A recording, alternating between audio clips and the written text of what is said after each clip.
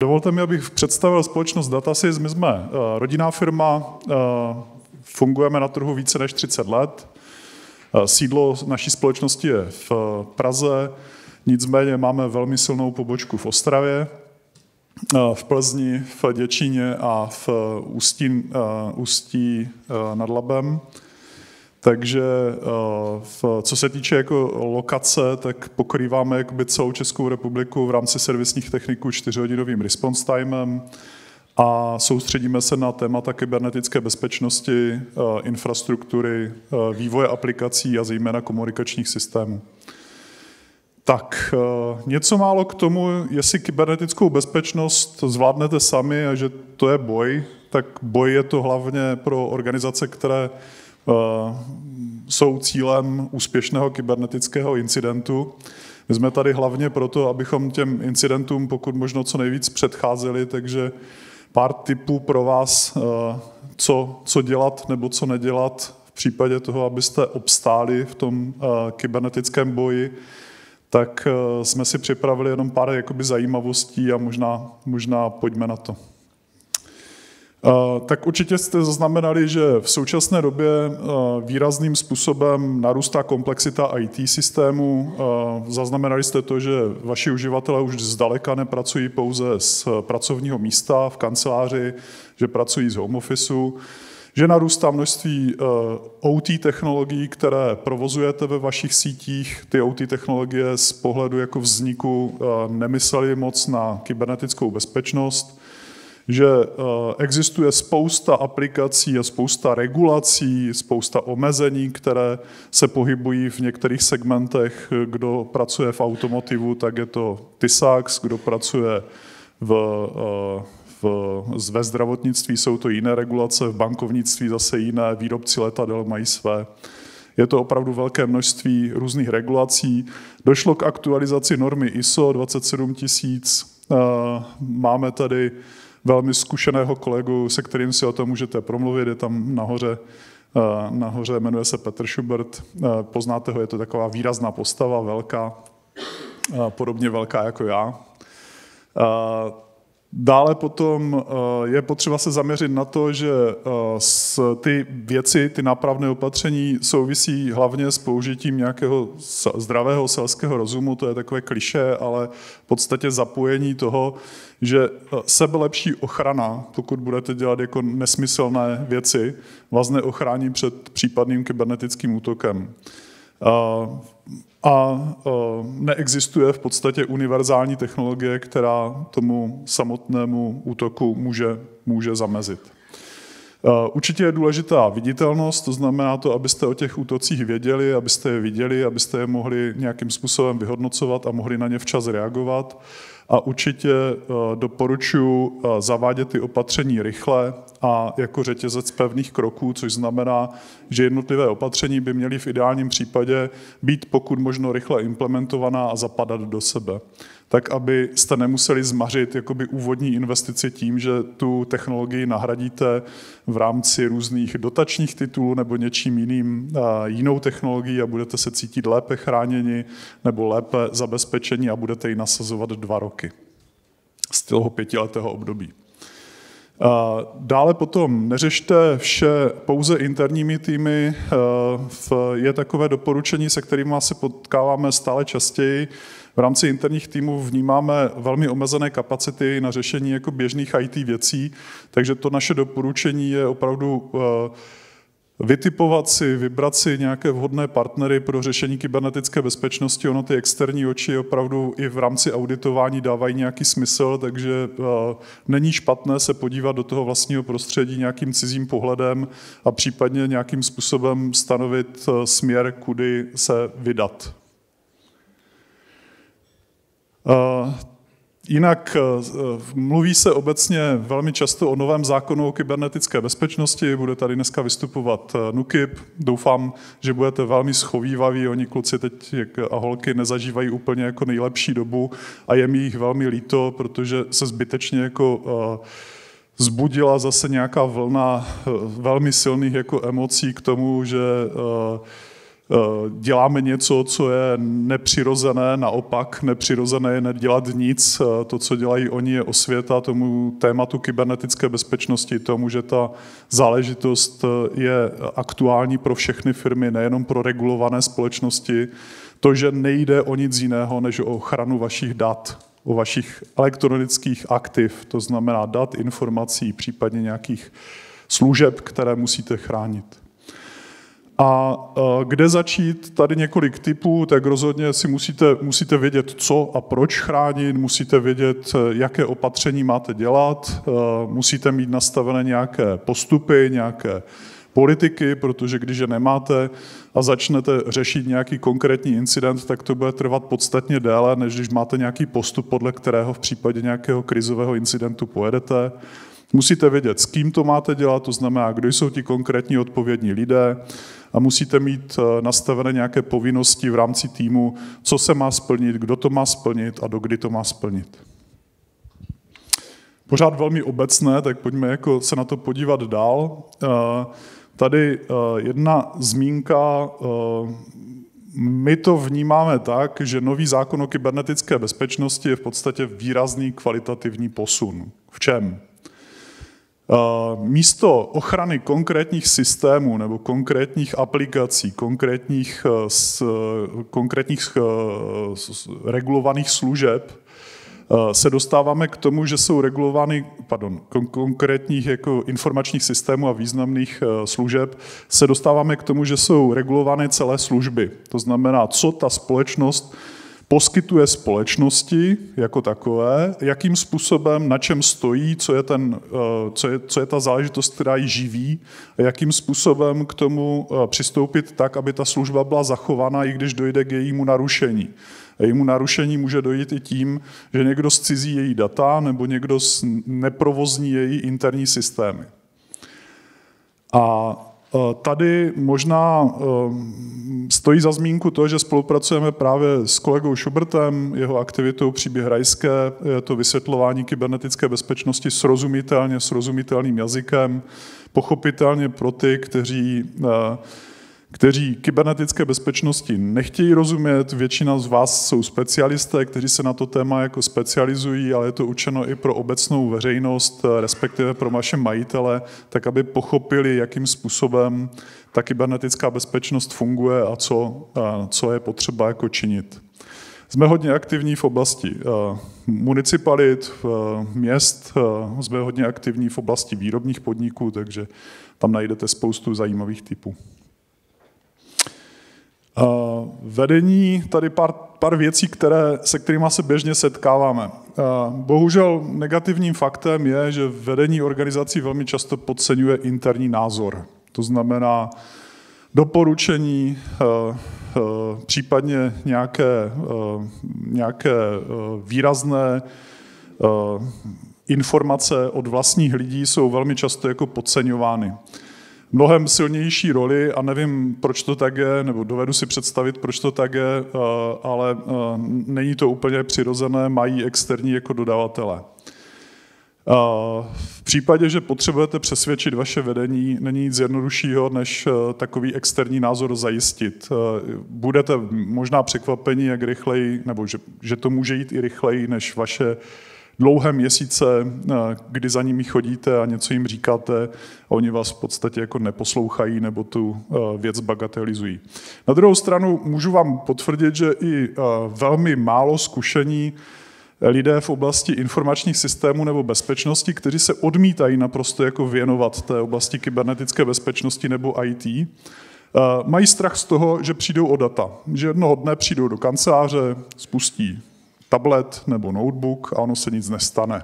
Nebudou mít k dispozici nabídky, nebudou mít k dispozici žádný informační systém, žádné informace a oni v podstatě budou začínat na novo, případně budou muset zaplatit nějaké výkupné, aby se k těm datům dostali. Mají důvěru v to, že ty věci pro ně a za ně někdo vyřeší.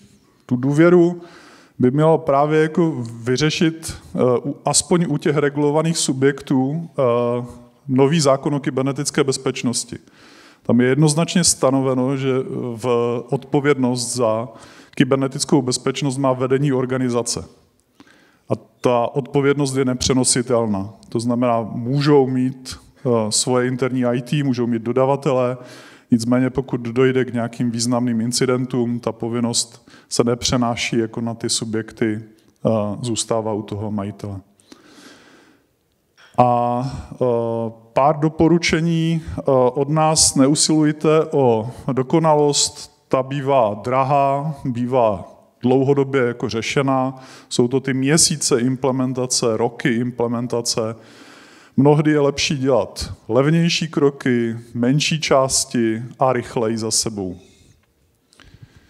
Známý princip Paretova pravidla, kterou kolegové nemají rádi, je, že už 20% úsilí může znamenat vyřešení 80% pokroku a je lepší mít 80% pokrok teď, než čekat několik let na těch 100%. Pár tipů pro vás, jakým způsobem začít. My tomu říkáme mikroslužby, jsou to takové jednoduché testy, uslyšíte to i od našich kolegů, dalších vystavovatelů, minimálně v několika přednáškách se vám bude nabízet vyzkoušet tu technologii jako v praxi, nějakým způsobem ji otestovat ve vašem prostředí. Tyto mikroslužby mohou být zaměřené na různé oblasti. Velmi se nám osvědčila služba správy zranitelností, kdy to v podstatě znamená to, že zjistíte ve vlastní interní síti, jaké služby jsou zranitelné, kolik jich tam je, s jakým jsou skóre a případně můžete nad tím nastavit nějaké opravy, které jsou vám doporučeny v rámci tohoto skenu. Určitě doporučujeme školení zaměstnanců, které si myslím, že stojí za to. Určitě doporučujeme ty informační workshopy pro vaše vedení. Tam to není to, že váš majitel nebo ředitel bude spouštět nějaký elektronický kurz, který mu připravíme. Je to o individuální formě školení, kde mu vysvětlíme ty základy kybernetické bezpečnosti a představíme mu ty povinnosti, které v případě nového zákona a jeho vstupu do legislativy z toho vypadají. Určitě doporučuji phishingové testy, ověřit si, jakým způsobem reagují vaši zaměstnanci na podvrženou zprávu. Je to lepší vyzkoušet, než potom projít nějakým peklem toho, že z úspěšného phishingového útoku na vaše veřejné adresy odpoví 60 nebo 70% vašich zaměstnanců a odklikne odkaz a pošle svoji identitu směrem k útočníkovi. Mohl bych jmenovat dál aktivní ochrana DNS provozu, reprezentovaná Wilbonem, a myslím si, že velmi jako rychlé nasaditelné řešení, které má tu sílu, že dokáže okamžitě blokovat ty hrozby, a spousta dalších typů, které poskytují jasnou viditelnost, co se v tom vašem prostředí děje, o čem zatím nevíte, co může být tím výstupem, který můžete stanovit. Zapomněl jsem zmínit velmi pěkné řešení Network Detection and Response, reprezentované Grey Cortexem, kde vidíte nejenom otázky kyberbezpečnostních incidentů, že vám nějaká IP adresa komunikuje a stahuje výrazné objemy dat do lokace, kterou nepředpokládáte, typicky jako Čína nebo nějaká jihovýchodní Asie nebo Rusko. A vy si to nepřejete, protože tam nemáte aktuálně jako zakázky nebo zákazníka. Zamýšlení nad lidmi. Výrazným způsobem v českém IT chybí lidé. Podle studie, která je už asi 2 roky nebo 3 roky stará, to bylo v té době 15 000 lidí. S nástupem nových regulací se ta situace nezlepší. Nové školy nebo školy neprodukují zase tolik specialistů, i když tady máme zástupce toho segmentu vzdělávání společnost Cevro, která se velmi snaží v té oblasti senior managementu posouvat ty znalosti v oblasti kybernetické bezpečnosti, tak stále je to nedostatečné, ty kapacity trhu jsou výrazným způsobem převisuje poptávka nad nabídkou a do budoucna ten trend bude bohužel horší. Proto navrhujeme i možnost konzultací a řešení případně pomocí externích specialistů. Provozujeme vlastní SOCovou službu, která vám může velmi rychle pomoci naplnění těch opatření. A benefity SOC služby asi nemusím vysvětlovat, je to o pružnosti a aktivitách, které v té oblasti kybernetické bezpečnosti zvládnou lidé, kteří se s těmi problémy potkávají ne pouze v jednom prostředí, ale v řadě dalších prostředí a jsou schopni vám pomoct vyladit technologie, jsou schopni vám pomoct zvládat incidenty, hlásit incidenty, případně jsou schopni vám pomoct doplnit interní kompetence pro odstraňování těch bezpečnostních rizik.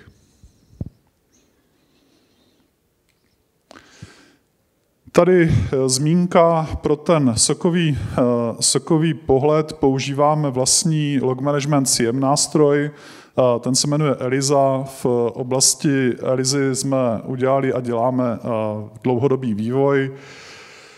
Snažíme se, aby naše ELISA byla centrální nástroj kybernetické bezpečnosti a pomáhala vám šetřit čas pro předcházení, vyšetřování a případně napojování dalších informačních zdrojů, jako jsou zmiňované technologie, jako je Grey Cortex nebo ESET nebo případně Whalebone a další, v F5 a řada dalších.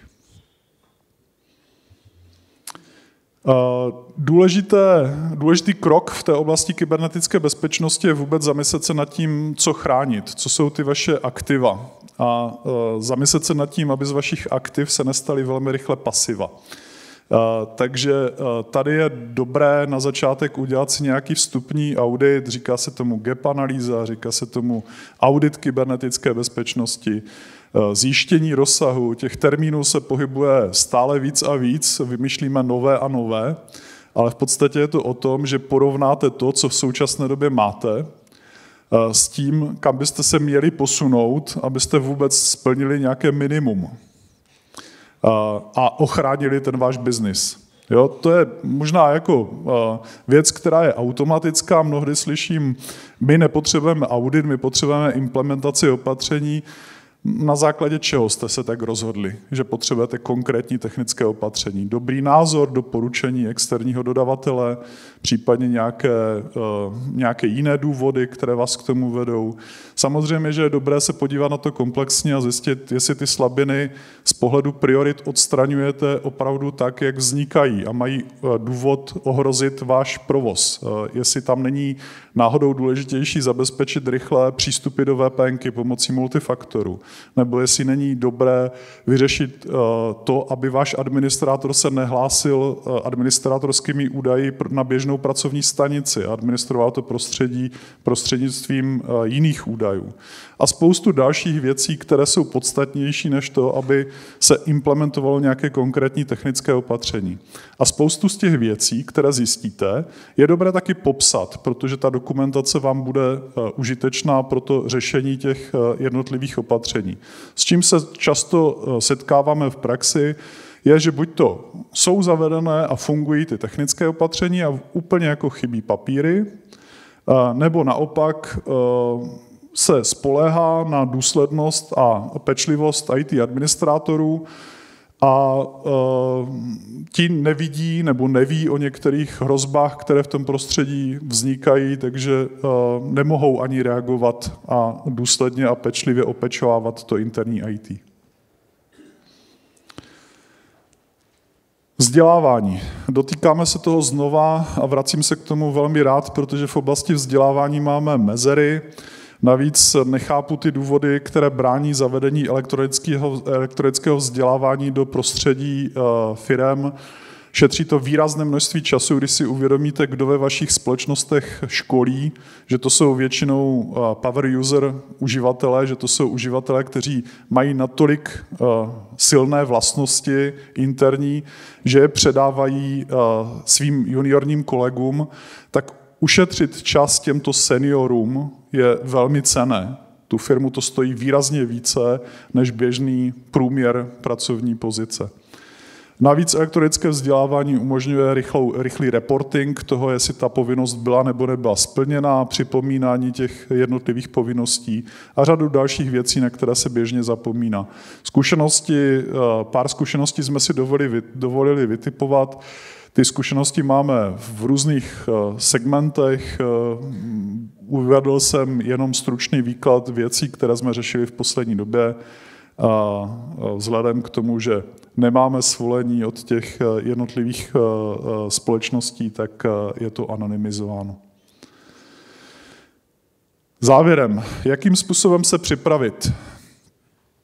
Co bychom teda doporučovali, že byste měli dělat? Rozhodně nečekejte, až ten incident přijde. Myslím, že o tom budete slyšet ještě dneska víckrát a je dobré, když to tady zazní víckrát. Pokud jste doteď kybernetické bezpečnosti nevěnovali žádnou pozornost nebo víte, že tam máte nějakou slabinu, tak je rozhodně dobré na tom začít pracovat.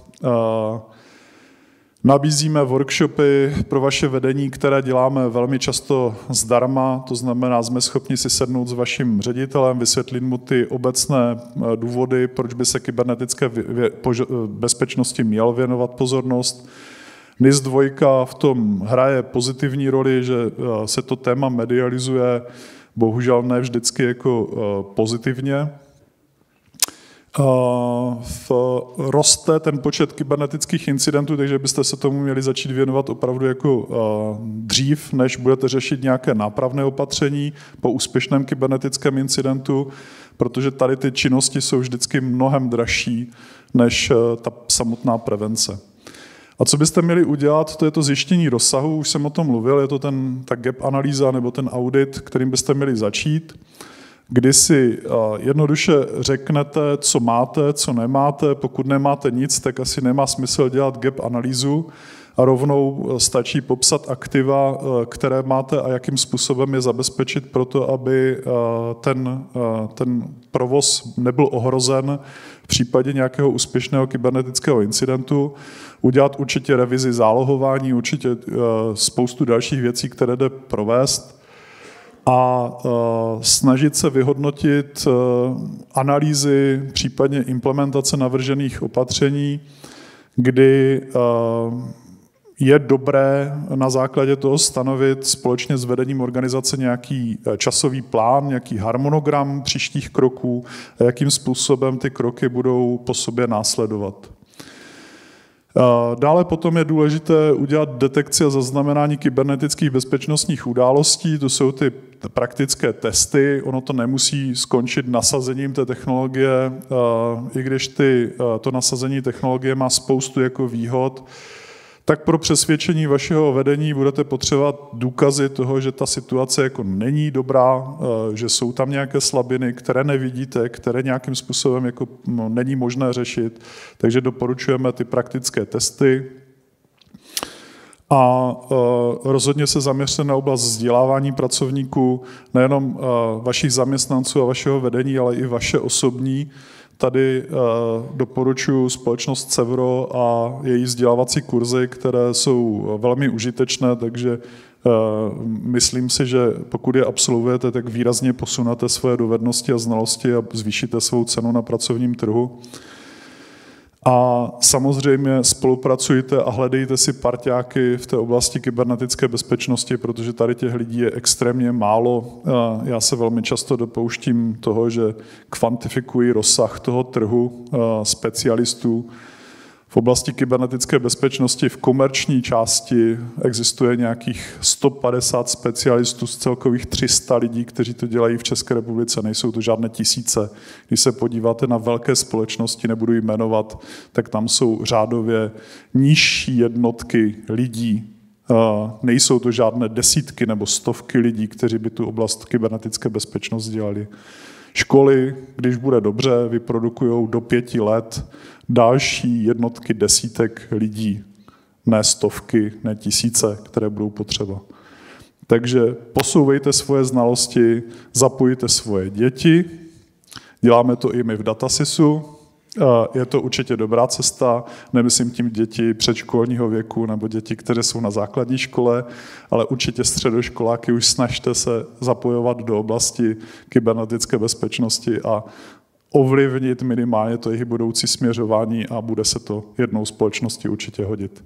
Cílem té dnešní akce je, aby úspěšných kybernetických útoků, nejenom v oblasti Moravskoslezského kraje, ale v oblasti České republiky nebo Evropské unie, bylo co možná nejmíň a aby ty dopady na ty jednotlivé opatření bylo možná co nejlehčí.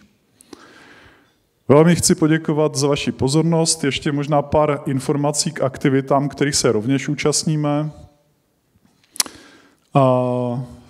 A to jsme členy aliance All for Cyber, kde cílem té aliance jsou vzdělávací účely v oblasti nasazování komplexních kybernetických řešení a implementaci řešení v oblasti nového zákona o kybernetické bezpečnosti. Společně s námi jsou zakladajícími členy společnosti Antesto, Accenta, CNS, Datron a Tesca Labs. A cílem, jak už jsem zmínil, je edukovat trh, osvěta veřejnosti, nastavení kultivace trhu prostřednictvím informačního systému, předávání dlouhodobého znalostí. Řada z těch společností je na trhu okolo 30 let od vzniku komerčních společností, takže může poskytnout velmi cenné zkušenosti a znalosti. Tolik za mě. Jsem velmi rád, že jste se dnešní akce zúčastnili v hojném počtu a přeju vám, ať si odnesete nejenom inspiraci, zážitky, ale i zamyšlení nad tím, že oblast kybernetické bezpečnosti neznamená chránit něco, co je virtuální, ale jsou to vaše primární jako věci, které byste opravdu měli chránit, protože jsou důležité pro přežití vašich společností nebo vašich firm. Děkuji, hezký den.